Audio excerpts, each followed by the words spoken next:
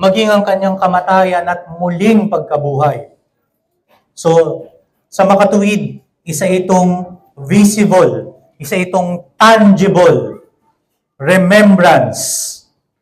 Ito ang nagbubuklod sa kanyang iglesia. Ang banal na hapunan ay nagbubuklod sa iglesia at kumakatawan sa pakikisama ng bawat isa sa iglesia at sa Panginoong Hesukristo. Mayroon pong dokumento ang simbahan mula sa 2nd siglo na tinatawag na didache. From Greek word didactics, no? Katuruan. Ito ay nagsisilbing manual of the church order during the 2nd century Christianity. At may detalyado itong katuruan ukol sa banal na Eucharistia o yung Lord's Table. Yung partaking of the Lord's body and drinking of His blood. Mula isang buong tinapay ay kinukuha yung isang piraso ng bawat isa. So, the symbol of a loaf is the oneness, the unity. We partake in one bread. We drink in one cup. Yan ang sinisimbolismo ng pagkain ng tinapay at pag-inom ng saro. At alam natin na ang katawan o ang tinapay ang sumisimbolo sa katawan ni Kristo na binayubay para sa ating katubusan at ang dumanak na dugo niya ay sinisimbolismo ng alak o ng kopa na ating iinumin para sa katubusan ng ating mga kasalanan na dumaloy sa krus, no? The atonement of the blood. Hayaan niyong basahin ko sa inyo yung isang parte ng didactic tungkol sa Holy Eucharist. Ito yung binabasa nila sa kanilang liturgy. Sabi dito, "We thank you, our Father, for the life and knowledge which you have revealed through Jesus, your child, to be the glory forever. As this piece of bread was scattered over the hills and then was brought together and made one, so let your church be brought together from the ends of the earth into your kingdom. For yours is the glory and the power through Jesus Christ forever." And they will partake as one body. Ang hapunan ay simbolismo ng pagiging isa kay Kristo. Pagiging isa sa kapatid sa iglesia na tumatanggap ng mga elemento na nagpapaalala sa atin ng buhay, kamatayan, at muling pagkabuhay ni Kristo. Ang sabi sa 1 Corinthians chapter 11, verse 23 and following, "For I received from the Lord what I have also delivered to you, that the Lord Jesus, on the night that He was betrayed, He took bread. And when He had given thanks, He broke it and said, 'This is my body, which is for you. Do this in remembrance of me.'" Pwede na po nating sandali lang po, ipanalangin mo natin yung mga elemento. O Diyos, salamat Panginoon sa mga nakikita, nahawakan, o nalalasahang mga elementong ito na nagpapaalala sa amin ng iyong katapatan at kabutihan. Salamat sa pangalan ni Kristo. Amen. Sige po, ipamahagi na po natin.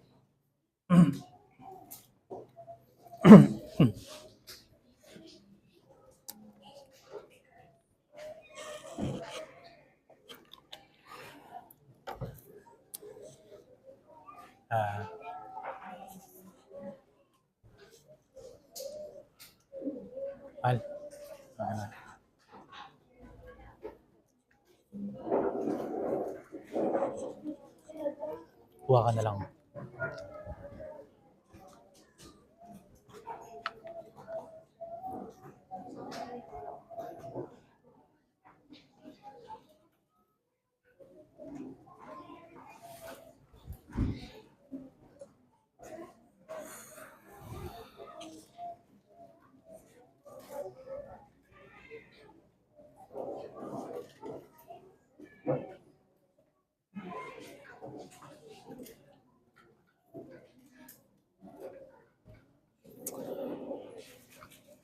Kung natanggap nyo na ang tinapay, itaas natin ito. Sabi ng Panginoong Jesucristo na inulit ni Apostol Pablo, "This is my body, which is for you. Do this in remembrance of me." Atin pong kainin ang tinapay.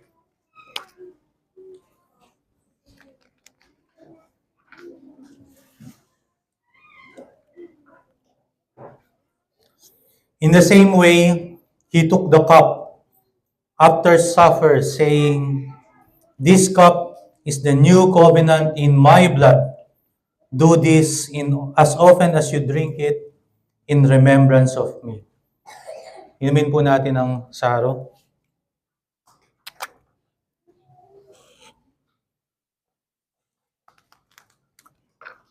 For as often as you eat this bread and drink this cup, you proclaim the Lord's death until He comes.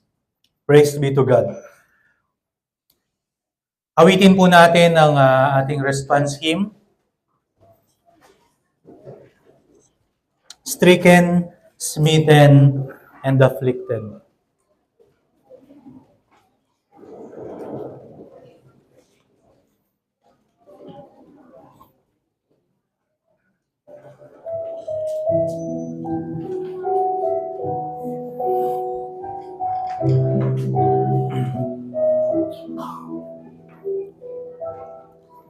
Stricken, smitten, and afflicted, see him dying on the tree. 'Tis the Christ by man rejected, yes, my soul, 'tis he, 'tis he. 'Tis the long-expected prophet, David's son, yet David's Lord. By his Son, God now has spoken, 'tis the true and faithful word. Tell me, ye who hear him groaning, was there ever grief like this? Present to his only, whose insulting is distress. Many hands were raised and wound him, none would interpose to save. Yet the deepest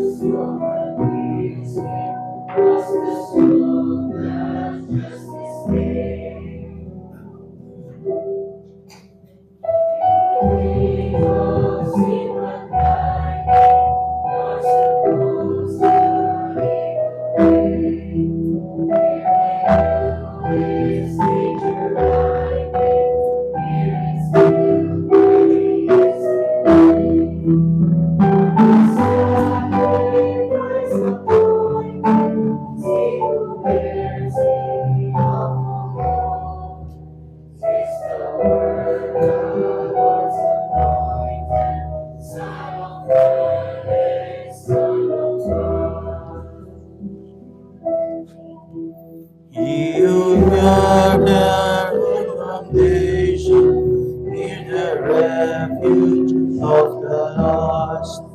Christ is the rock of our salvation, is the name of which he boasts. Lamb of God, oh, sinners wounded, sacrificed to cancel guilt. None shall ever be confounded, who in him their hope believe.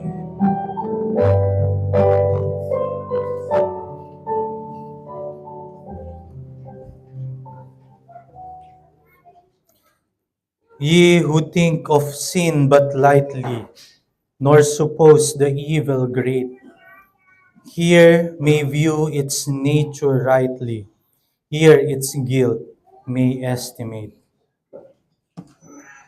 Let's pray. O Father in heaven, our Lord Jesus Christ, who died on the cross for us, and the realization of this was in applicatory of the Holy Spirit's wisdom and faith on us. Thank you for this uh, instance that we can celebrate and remember your death until you have come.